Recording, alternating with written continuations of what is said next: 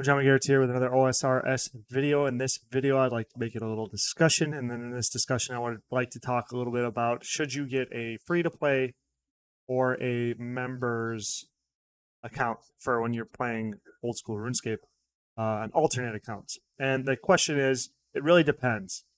And I believe the biggest indicator of this, the biggest variable in this discussion would be, are you using cash or are you going to use RuneScape Gold? Now, RuneScape memberships have gone up over time. When I was a kid, they were $5 a month.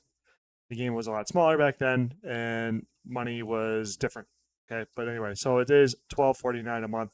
You can also buy them in bigger packages to save a lot of money per month, but we're just going to use $12.49 to emphasize this point real quick. So the minimum wage in America is pretty much everywhere $7.25 an hour, but it's not actually $7.25 because you have Social Security and Medicare, I believe it's called, and I think it's like 7.65% of your paycheck is taken out.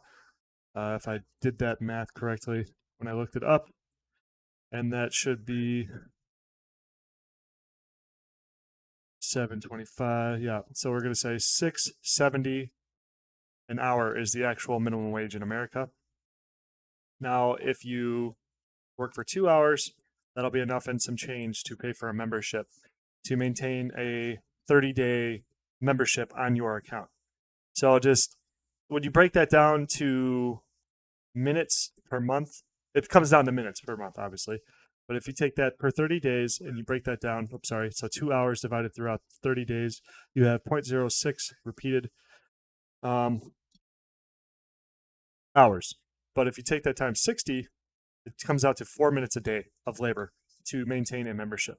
So just like as a baseline, it will cost you at minimum wage 4 minutes a day to maintain that membership, and it can only go up from there. So if you make $15 an hour, it'll be like 2 minutes a day, and so on and so forth. So that being said, let's move on to the next, which is bonds. Now for bonds, we're just going to go off of the best option here instead of the worst option, just to give you a good idea of what I'm talking about here, for the comparison, so we can really draw a decent picture here for you to hopefully help you make a decision. And the mentality I look at the game with. So we have Premier memberships, and it's 365 days of membership, and it requires 20 bonds, which works out to 663,000 GP a day, which, as you can see from the trend of RuneScape bonds, they are going up over time. This is just 1 year. Bonds, I remember a long time ago, only costing about $4 bill.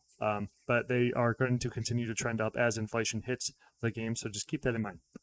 Inflation exists in real life too, so it's not like, I think I think they kind of correlate actually, but anyway, I digress. That's a different topic. So 663,000 GP a day. So what this breaks down to is kind of a dilemma in my eyes. It's a little trickier. So if you played, it all depends on how much you play, which is it's going to create a maintenance cost for your GP per hour. So say you're doing cannonballs and you're making about 200K an hour. I don't know if that's what it is anymore, but we'll just say that just for this math. You're not actually making 200K an hour if you're maintaining that alt with bonds, because you need to first deduct the maintenance cost to maintain that account. So if it's costing you 663K a day, I did a little bit of math here to really break this down. It's going to cost you 4.6 mil a week. So then if we break that down, if you're playing only 5 days a week, 3 hours a day, you need to deduct 309,000 per hour. And if you play 4 hours a day for 5 days a week, you can deduct 232K. And then 5 hours a day for 5 days a week is 185K. And if you were to do a very high level of RuneScape play, like where you don't have a job and stuff like that, even if you were able to play 8 hours a day for 7 days a week, you would still need to deduct around 82K per day, or 82K per hour that you are using that account to generate its activities. So in an hour that you're not, you know what I mean? If you're not actively making money on that account, it is actually increasing the cost of that account to maintain, because you're creating a negative cash flow. Now, that's not the end all be all, but it just kind of changes the frame of when you should be using a Free to play or pay to play, or like how you should try to finance that. Also, I want to say, like, I did a little bit of math here, or I was a little curious. So if we took 4 minutes and we apply that to our model here, that 4 minutes is worth 600K. So 60 minutes divided by 4, we have 15 iterations. So that if we take that times 660K, it comes out to just under 10 mil an hour. So essentially, your minimum wage job paying for the maintenance cost of an account is worth 10 mil an hour. So working a minimum wage job effectively is a very good moneymaker. And the higher, it can only go up, because if you get Premier, then it's even going to be cheaper. And if you make more money, whatever. Anyway, yep.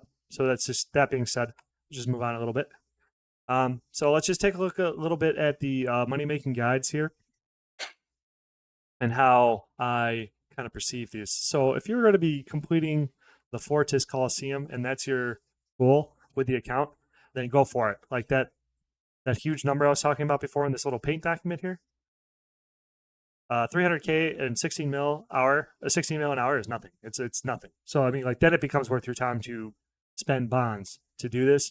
And there's other activities in the game like boosting and stuff like that that generate a crap ton of money. So like most of these activities, they seem to be worth your time. But the thing is, like, you're going to have, and I haven't really hashed out this math, but you're going to have high requirements to get into these. So there's like a high barrier of entry. So you're going to be incurring a heavy loss if you're going to be getting your account ready to get to these money makers through questing, skilling, etc. It's going to be a huge time sink. So then that is just going to be all loss, which will eventually turn into profit eventually.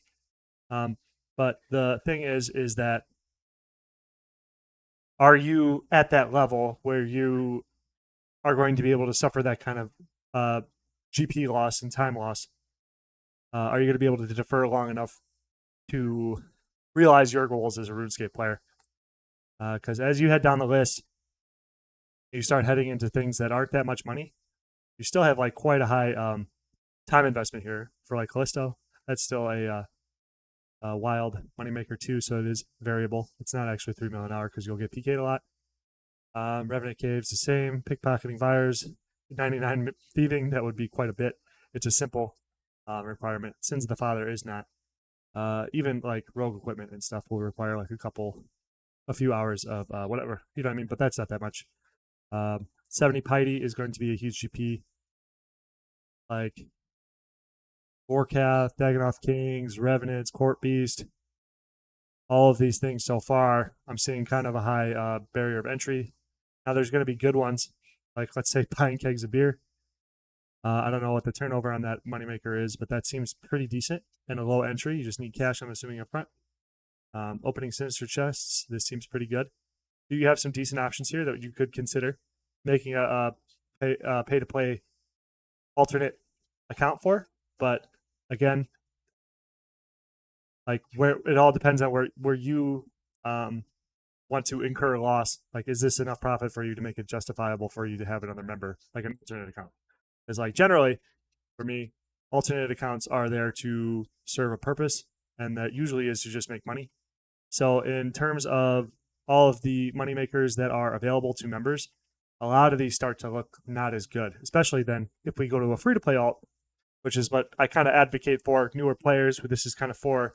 Your first alternate account probably should be a free-to-play account if its objective is to just get you money. Like, say if you have less than 100 mil bank, I feel like you should have a free-to-play alternate account.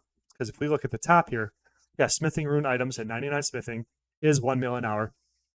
That is a long time investment, but you have no cost to get there. And I think you can profit along the way, just smithing along the way. But like the one I like to showcase, like in another tutorial, is High Elk. So if you look at this, it's 662K, and that's probably variable. It's probably like 400 to 600 or something like that, depending on the market prices and what you can get stuff for. But the thing is, you're not going to be paying that maintenance cost. So then you can look back to our maintenance and you could add, because like most people, I feel like play a few hours every once in a while, for a few hours a day. If you like this game a lot, like me, like when I'm playing a heavy amount of RuneScape, I'll probably play 4 to 5 hours a day every single day, and then on the weekends probably an 8. So I mean, like, to me, it's not as hard for me to maintain like a bonded alt, but still, I would rather see those realized gains, or see those gains in cost savings, because a penny saved is a penny earned, and that will help you compound. Like, you won't have such a high negative cash flow getting in the way of you compounding your wealth. So that's just kind of what I wanted to talk about today, and I hope it wasn't too much rambling and it was engaging enough for you to kind of help you make a decision. I suggest that you make free-to-play accounts. All the money makers here are easy to get into. They have low barriers of entry, and you don't have to commit a lot to them. If you use them for a while and then you just don't feel like doing it, you didn't lose 12 mil. You know what I mean? Or, like I said, if you want to work a couple extra hours at your job, then by all means, this is the way to go. And all of these money makers, it does just like compound into the maintenance cost for using real dollars. Jagex, you want to pay me for this advertisement, go for it, please. But all of these become very, very lucrative for you. But if you're just like a kind of casual newbie, like whatever, then I would suggest that you start with free-to-play alts. So that's all I really have to talk about today. Thank you very much for watching. I hope this helped, and just have a nice day, and see you later.